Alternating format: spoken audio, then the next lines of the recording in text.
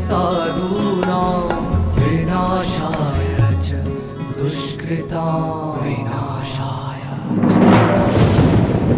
धर्म संस्थापनार्थाय संभवामि युगे युगे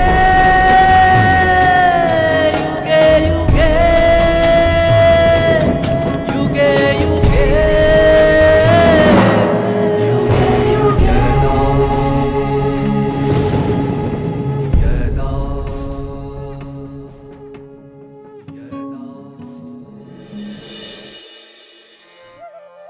परमात्मा द्वारा रचित गीता ज्ञान यज्ञ का हिस्सा बनकर हमें यह ज्ञान हर रोज सुनते रहना है। यह ज्ञान की बातें हमारे कानों पर पड़ती रहेंगी तो अपने आप ही हमारा जीवन सुधर जाएगा। परमात्मा ने यह स्पष्ट किया कि यदि तुम तपस्वी या भक्त नहीं हो तो बनकर इस ज्ञान को सुनो, न कि इससे दूर रहो। इस ज्ञान को हम समझें ना समझें, परंतु इसे लगातार सुनते रहना है। ओम शांति। मानव सृष्टि के पालनहार, सत्य धर्म की पुनः स्थापना करने वाला योगेश्वर, गीता ज्ञानदाता पिता परमात्मा के असीम कृपा से आज हर मनुष्यात्मा को पार लगाने वाली, बंधनों से छुटकारा दिलाने वाली अद्भुत गीता ज्ञानामृत हम सबके पास उपलब्ध है। ऐसी अद्भुत देववाणी, ऐसी अद्भुत भगवान की अमर वाणी, अमृत वाणी, श्रीमद् भगवद गीता का ज्ञान सभी समस्याओं के समाधान, सभी बीमारियों के लिए इलाज, सभी परेशानियों से मुक्ति दिलाने वाली है। सदियों से जो विकारों के, बीमारी के वश होकर रोगग्रस्त हो गए थे, जिस रोग का कोई समाधान, निदान नजर नहीं आ रहा था, जबकि स्वयं परमात्मा हम सभी मनुष्यात्माओं के ऊपर प्यार बरसाकर ज्ञानामृत का जो पान कराया, जिस ज्ञानामृत के फलस्वरूप मनुष्यात्माओं में हजारों सालों से छिपे हुए विकारों की बीमारी छूट गई। कमाल है परमात्मा ज्ञान की, कमाल है गीता ज्ञानामृत धारा की, कमाल है स्वयं परमपिता परमात्मा की, जो समय पर आकर हम सभी मनुष्यात्माओं को बचा लिया, सुरक्षित हो गए। ऐसे परमात्मा ने जो ज्ञान बोधन दिया, ज्ञान का उद्बोधन दिया, जैसे कहते हैं कि शेरनी के दूध के लिए सोने का बर्तन का होना बहुत जरूरी है। ऐसे मानते आए हैं सदियों से। ये तो सर्वशक्तिमान परमात्मा का ज्ञान है। करोड़ों शेरों से भी ताकतवान परमात्मा के द्वारा दिया गया ये अद्भुत ज्ञानामृत धारा, इसे अपने में संभालने के लिए, धारण करने के लिए भी कुछ एक क्वालिटीज की जरूरत है। क्या क्वालिटीज है? इन क्वालिटीज को समझने के पहले एक छोटी सी बातें हम याद रखेंगे। एक व्यक्ति था, मध्य वयस्क, पूरा बुजुर्ग भी नहीं कहेंगे, वैसे वो बहुत डिसिप्लिन्ड था, लेकिन पता नहीं कुछ दिनों से उसे भूलने की बीमारी, याददाश्त कमजोर हो रही थी। हर चीजें जहां का वहां भूल जाता।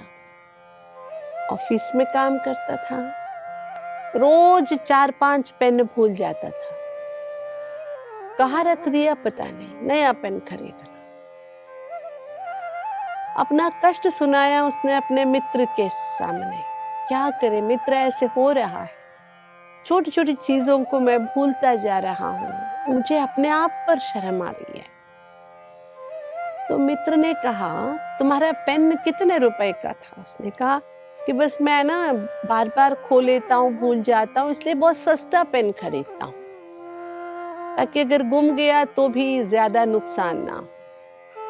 तो मित्र ने एक सजेशन दिया, तुम ऐसे किया करो ना मित्र, एक महंगा अच्छा पेन खरीद लो, कीमत वाला, तो देखो शायद उसके बाद तुम नहीं भूलोगे, नहीं गुम करोगे। इस व्यक्ति को भी लगा ठीक है। उसने ना मित्र के कहने पर बहुत महंगा, बहुत ऊंचा पेन खरीदा। जाने माने एक जर्मन कंपनी की पेन ना, पहले जमाने में निब सभी होते थे पेन में, निब सोने का था, 22 कैरेट का, बहुत महंगा। सोचो कितने का होगा, पूछा मित्र ने तो कहा 8,000 रुपया दे के मैंने ये खरीदा। मित्र हैरान रह गया, अब अगर कल को ये गुम करेगा तो घर वाले तो मुझे कहीं नहीं छोड़ेंगे। फिर भी कुछ दिनों के बाद फिर से मिला वो मित्र, उसका पेन वैसा ही था। उसने पूछा, अरे ये कैसे कमाल हो गया? तो मित्र ने कहा, जिसके भूलने की बीमारी शुरू हो गई थी, उसने कहा 5 मिनट, हर 5 मिनट में ऐसे हाथ लगा कर देखता था मैं जोब पर जो लगा हुआ था कि मेरा पेन है कि नहीं, क्योंकि बहुत कीमती गोल्ड का था और उसके ऊपर डायमंड्स कुछ लगे हुए थे। 8,000 रुपया कोई कम है क्या? इसलिए इसके मूल्य को जानकर, अपने जिम्मेवारी को पहचान कर मैं इसे अच्छी तरह संभाल रहा हूँ। बहुत पहले किसी ने मुझे ये सुनाया था कहानी। जी सच में, जो हमारे पास है उस वस्तु का जब तक हमें कीमत पता नहीं है, मूल्य पता नहीं है, तब तक जिम्मेवारी का एहसास भी कम होता है। जब मूल्य का पता चल जाता है ना, तब से हम उसे अच्छी तरह से संभालना शुरू कर देते हैं। तो अब तक गीता ज्ञान का मूल्य पता नहीं था। सब शास्त्रों के रूप में ये भी एक शास्त्र हम मान के चल रहे थे, लेकिन जब अब हमें पता चला है कि सब शास्त्र एक तरफ डाल दो और एक गीता का ज्ञान एक तरफ रख दो, तो भी समान नहीं हो सकता, क्योंकि स्वयं परमात्मा के उच्चारे हुए महावाक्य है, अनमोल है, इसका मोल कोई लगा ही नहीं सकता है। इसलिए जब इसके मोल के बारे में, अर्थात इसकी कीमत की जो अनलिमिटेड वैल्यू है, इसको जब हम समझते हैं, तब हमें इसे संभालना, जीवन में उतारना अच्छा भी लगता है और ज्यादा जिम्मेवारी से हम इसे अपना बनाते हैं। तो याद रखेंगे ना, जैसे एक छोटा सा पेन 8,000 का कितना संभाला उस व्यक्ति ने, ये तो करोड़ों से, अरबों से, खरबों से भी बढ़कर मूल्यवान है। तो ऐसे गीता ज्ञान को हम संभाले कैसे, समझे कैसे, इसे जीवन में उतारे कैसे, इसके लिए जो परमात्मा का मार्गदर्शन है वो अभी हम सुनेंगे। इदं ते न तपस्काय न भक्ताय कदाचन न च शुश्रूषवे वाच्यम न च माम योऽभ्यासयति। परमात्मा ने यहाँ पर proving the positivity through negativity का प्रयोग किया है। मतलब इनको नहीं सुनाना। मतलब सुनाना किसको है? गीता ज्ञान वो स्पष्ट करने के लिए है ना। इदम ते न तपस्काय, जो तपस्या नहीं करता है उसे नहीं सुनाना है, न भक्ताय, जो भक्त नहीं है उसे नहीं सुनाना, कदाचन न शुश्रूषवे वाच्यम, जो बुजुर्गों का, बच्चों का, असहायक लोगों का शुश्रूषा नहीं करता, देखभाल नहीं करता है, उसे भी नहीं सुनाना है। और न च माम योऽभ्यासयति, जो मेरे से जलता है ऐसे को नहीं सुनाना। मतलब 4 तरह के लोगों को नहीं सुनाना। इसको पॉजिटिवली ले लीजिए। जो तपस्या करता है उसे सुनाना है, जो परमात्मा को प्यार से याद करता है, जो एक ही परमात्मा का प्यारा बच्चा है, भक्त है, उसे सुनाना है। और जो बच्चों को, बड़ों को, बूढ़ों को, सभी का, सहायकों का मददगार है, सहायता करता है, ऐसे व्यक्ति को सुनाना है। और जो परमात्मा से प्यार करता हो, सम्मान करता हो, जो परमात्मा से जलता नहीं हो, ऐसे व्यक्ति को सुनाना। अब हम अपने से पूछें, क्या ये 4 क्वालिटीज मेरे में है? Am I able to listen Gita? अद्भुत गीता ज्ञान सुनने के लायक हूं मैं? चेक करें अपने आप को, ये क्वालिटीज है। क्योंकि तपस्या के बारे में तो बहुत कुछ सुना है हमने, सात्विक तपस्या, राजसिक, तामसिक तपस्या, वांग्मय तपस्या, मानसिक तपस्या और शारीरिक तपस्या। ऐसे तपस्या के कई सारे स्टेप्स हमने सुने, स्तर सुने। क्या हम तपस्वी हैं? अर्थात एक परमात्मा को याद करने में, मन लगाने में हम सफल हुए हैं? एकाग्रता हमारे लिए सहज संभव है? हम ऋषि परंपरा के अनुकूल अपने मन को परमात्मा के साथ जोड़कर कर्मयोगी जीवन व्यतीत कर रहे हैं? सच्चे दिल से हम परमात्मा से प्यार करते हैं? श्रद्धा है, भक्ति है, विश्वास है? हम सेवा भाव रखते हैं? अगर सेवा भाव नहीं है तो गीता सुनने योग्य नहीं है। और कभी परमात्मा से जलते तो नहीं है। शास्त्रों में बहुत सारे ऐसे राक्षस हैं जो परमात्मा से जलते थे, परमात्मा को भी मात दे के आगे जाना चाहते थे, इसलिए तो उनका सर्वनाश हो गया। तो परमात्मा ने जो गीता ज्ञान दिया, उसे समाने की ये कुछ क्वालिटीज जो परमात्मा ने बताई, अब हमें देखना है। लेकिन करते क्या है हम लोग? हम देखते, अच्छा इनको गीता ज्ञान सुनाना है, अरे ये तो लायक ही नहीं है, ऐसे हम दूसरों को नकारते हैं। लेकिन हम पहले अपने आप को चेक करें, क्या हमारे अंदर का दिल जो है हमारा, वो सोने का बन चुका है जो परमात्मा के ज्ञान उसमें बस सकता है? क्या लगता है? और आगे चलकर जो भगवान इसके बारे में और बातें बताते हैं, ये इमं परमं गुह्यं मद्भक्तेष्वभिधास्यति भक्तिं मयि परां कृत्वा मामे वैशक्ति असंशयः। भगवान कहता है कि ये अति परम गुह्य ज्ञान जो मैंने सुना तूने, भगवान कहते मैंने तुझे जो इतना परम गुह्य गहन ज्ञान, रहस्यमय ज्ञान सुनाया, और ये जो ज्ञान है सुनता है और जो दूसरों को सुनाता है, और मेरे बारे में जो भक्ति बहुत रखता है, वो मेरे पास ही आ जाता है। ये जो गीता ज्ञान सुनता है और सुनाता है, जिसके ऊपर जिनको विश्वास है, जो मेरी भक्ति करता है, वो मेरे पास जरूर आ जाएगा, इसमें कोई संशय नहीं है। देखिए, वैसे तो सभी को परमात्मा के पास जाना ही है, अल्टीमेट गोल है वो घर जाना, चाहे ना चाहे सभी को घर तो ले जाएंगे परमात्मा, प्यार से या तो मार से। लेकिन जो परमात्मा के ज्ञान का सम्मान करता है, समझता है, दूसरों को सुनाता है, अपने में धारण करता है, परमात्मा से भक्ति रखता है, वो आसानी से परमात्मा के पास पहुंच जाता है। कोई संशय नहीं है इसमें। कितना सरल है देखिए, है ना। बहुत सारे पाप कर्म किए हुए हैं, उसे चुकता करने के लिए ना होम हवन यज्ञ करने की कोई जरूरत नहीं है। परमात्मा के ज्ञान को सुनो, सुनाओ, समझो, समझाओ, ये बहुत आसान तरीका है। इस विधान से तुम मेरे पास आ जाओगे। सरल तरीका बता रहे हैं परमात्मा। और भी मतलब अभी 2-3 चीजें जो हम परमात्मा से सुनते आए, एक तो तपस्वी बनना है जो ज्ञान स्वीकार करे, हम अपने अंदर संशय नहीं रखना है, परमात्मा के बारे में कभी ईर्ष्या द्वेष की भावनाएं नहीं रखनी है, क्योंकि वो तो अशरीरी है। हम सभी को पता है शरीर द्वारा किया हुआ कुछ भी जो है ना, शरीर के जाने के बाद रहेगा नहीं।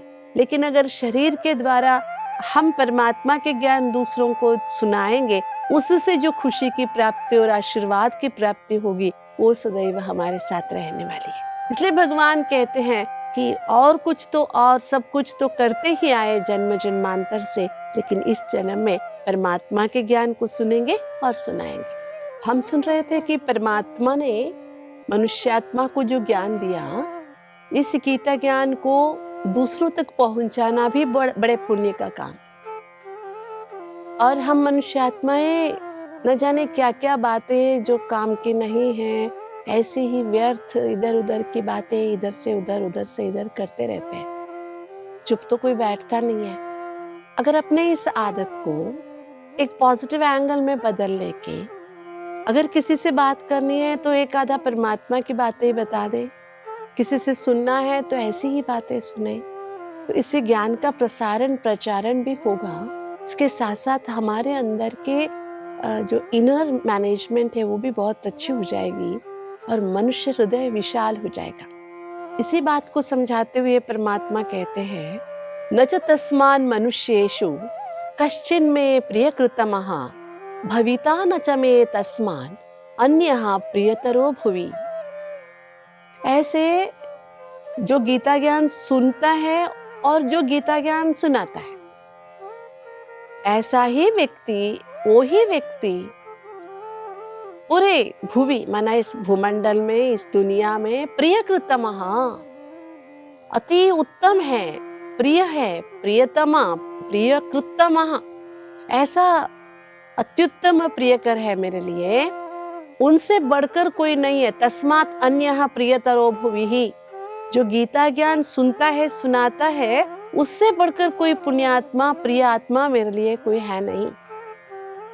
मतलब आपने जो भी यज्ञ, दान, तप, पुण्य किया, उस सबसे बढ़कर है परमात्मा का दिया हुआ ज्ञान सुनना और सुनाना। सुनने लिए व्यवस्था करना, सुनाने लिए व्यवस्था करना, है ना। इसी को परमात्मा कहते हैं ज्ञान सेवा। जो हम मनुष्य आत्माएं न चाहते हुए भी कई सारी बातों का पब्लिसिटी करते रहते हैं, जिससे कुछ मिलता नहीं है। Waste of time, waste of energy, waste of sanskar, waste of memory, everything waste. But जब अगर हम परमात्मा के ज्ञान यथार्थ रूप से समझकर उसे दूसरों को सुनाते हैं, तो उससे ऊंचा भाग्य, ऊंचा पुण्य और कुछ नहीं। क्योंकि परमात्मा के ज्ञान दूसरों को सुनाने से हम पुण्यात्मा बन जाते हैं, ये तो ठीक है, लेकिन परमात्मा के प्रिय कहलाते हैं। और आगे चलकर इसी बात को और स्पष्ट करते हुए परमात्मा कहते हैं, अद्वेष्यते च य इमं धर्म्यं संवादवयोः ज्ञान यज्ञेन तेनाहम् इष्टः स्यामिति मे मतिः। अर्थात समझे, तुमने अच्छी तरह से समझा भी नहीं सकते हो। अर्थात गीता ज्ञान जैसे परमात्मा ने कहा, इति ते ज्ञानम् आख्यातं गुह्यात् गुह्यतरमयाति गुह्य है, समझने में थोड़ी दिक्कतें आ रही होगी, लेकिन अगर तुम किसी के द्वारा ये ज्ञान सुनते हो तो भी, है ना, ज्ञान यज्ञ में अगर तुम भागीदार बन जाते हो, कोई ज्ञान सुना रहा है, तुम सुन भी देते हो, तो भी तेनाहम् इष्टः, वो मेरा इष्ट बन जाएगा, वो मुझे बहुत अच्छा लगेगा। अर्थात परमात्मा के दिल में जगह पाने के लिए या तो ज्ञान अच्छी तरह से सुनना है, सुनाना है। अगर नहीं हो सकता सुनना सुनाना, अर्थात अच्छी तरह से समझ भी नहीं पा रहे हो तो भी सुनो। देखिए कितना अच्छा परमात्मा का ये जो सजेशन है, क्योंकि कानों पर पड़ती रहेगी तो आज न कल समझ में जरूर आएगी और धारणा भी होगी। जैसे एक पत्थर है, पानी में पड़ा हुआ है, नदी के पानी में। वैसे तो पत्थर पिघलता नहीं है पानी के बहाव में, लेकिन पानी के बहाव से कोई वस्तुओं के टक्कर खाते पत्थर शालिग्राम बन जाता है ना। ठीक है, वो शालिग्राम एक विशेष शिला है, वो बन जाता है। आप हमारे आसपास की नदियों में देखिए, कितने सॉफ्ट पत्थर के जो रफ सरफेसेस थे वो सारे हट गए हैं। कितना सॉफ्ट, मानो कि शिवलिंग बना कर रखे हो।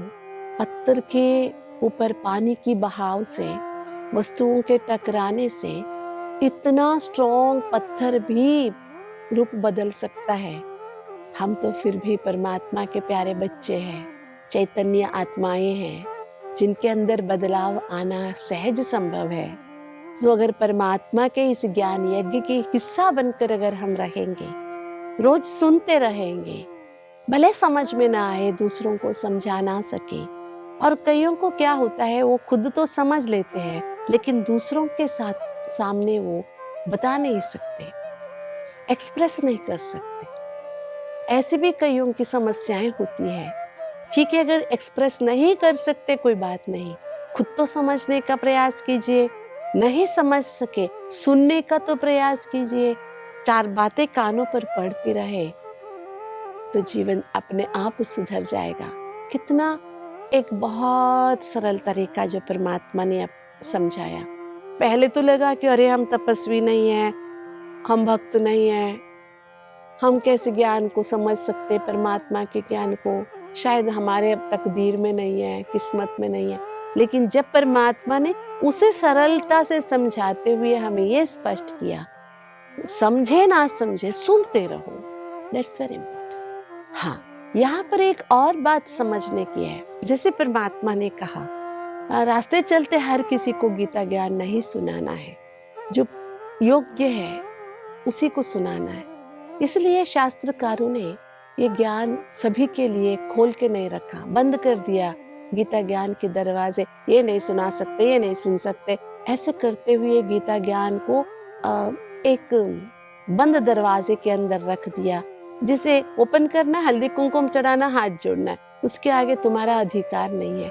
ऐसे करते हुए समय आया तो भी कोई समझ नहीं पाया, क्योंकि बंद कर दिया था दरवाजा बीच में। लेकिन भगवान ने जो कहा उसे सही मायने में समझने में गलती हो गई हमसे, कि अगर तुम तपस्वी नहीं हो तो बनो, अगर तुम भक्त नहीं हो तो बनो, बन के सुनो, न कि उसे दूर रखो। इसलिए क्या करेंगे, जीवन एक ज्ञान यज्ञ है। इस ज्ञान यज्ञ में परमात्मा का ज्ञान सुनने का अभ्यास करते रहेंगे, कदाचित नहीं छोड़ेंगे। कुछ भी हो जाए लेकिन हम परमात्मा के ज्ञान सुनना बंद नहीं करेंगे, तो एक न एक दिन हम उस ज्ञान के योग्य भी बन ही जाए। ओम शांति। हम मनुष्य आत्माओं को सभी बंधनों से मुक्त करने वाली श्रीमद् भगवद गीता एक ऐसी अमृत वाणी है जो हमारे सभी समस्याओं का समाधान दिलाती है।